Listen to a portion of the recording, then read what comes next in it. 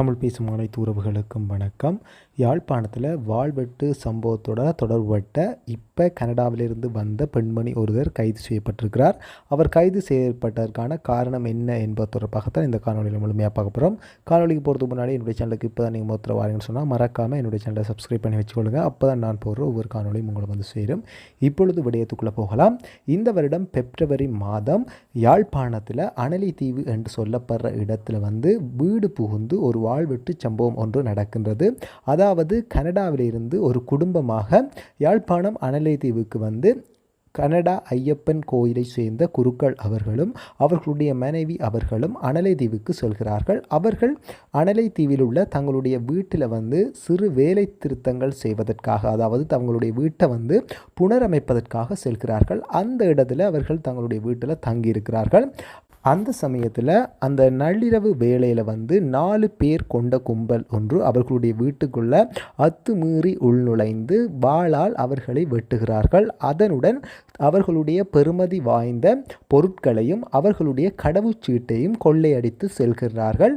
இது ஒரு முறைப்பாடாக போலீசார்கிட்ட வந்து பதிவு செய்யப்படுகிறது. முறைப்பாட்டின் அடிப்படையில் வந்து போலீசார் வந்து விசாரணைகளை மேற்கொள்கிறார்கள். அதன் அடிப்படையில் 3 நபர்கள் வந்து கைது செய்யப்படுகிறார்கள். ஆனாலும் பிரதான நபர் வந்து கைது செய்யப்படையில். எனினும் நேற்றைக்கு முன்தினம் வந்து கனடாவில் இருந்து ஒரு பெண்மணி வந்து யாழ்ப்பாணத்துக்கு வந்திருக்கிறார். அந்த இடத்துல அந்த பெண்மணியை சுற்றி வளைத்து யாழ்ப்பாணத்தை சேர்ந்த போலீசார் வந்து அந்த பெண்மணியை கைது செய்திருக்கிறார்கள்.